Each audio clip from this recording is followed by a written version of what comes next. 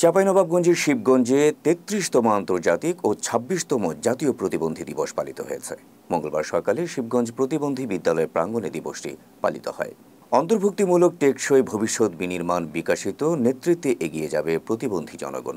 এই প্রতিপাদ্যে চাঁপাইনবাবগঞ্জের শিবগঞ্জে পালিত হল ৩৩তম আন্তর্জাতিক ও ২৬তম জাতীয় প্রতিবন্ধী দিবস।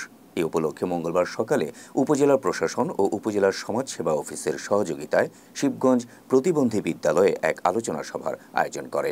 শিবগঞ্জ প্রতিবন্ধী বিদ্যালয়ের প্রধান শিক্ষক রবিউল হকের সভাপতিত্বে অনুষ্ঠানে প্রধান অতিথির বক্তব্য রাখেন উপজেলা নির্বাহী কর্মকর্তা মোহাম্মদ আফতাবুজ্জামান আল ইমরান।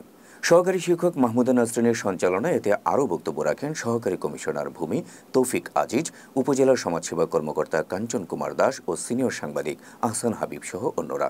এ সময় উপস্থিত ছিলেন উপজেলার কৃষি কর্মকর্তা নয়ন মিয়া, উপজেলার প্রাণী সম্পদ কর্মকর্তা ডাক্তার শাহাদাত হোসেন, উপজেলা মাধ্যমিক শিক্ষা কর্মকর্তা মীর মোস্তাফিজুর রহমান, প্রতিষ্ঠাতা সদস্য আতাউর রহমান সহ সরকারি কর্মকর্তা, শিক্ষক, শিক্ষার্থী এবং অভিভাবকরা। শেষে প্রতিবন্ধীদের মাঝে একটি ট্রাইসাইকেল ও দুটি হুইল চেয়ার বিতরণ করা হয়।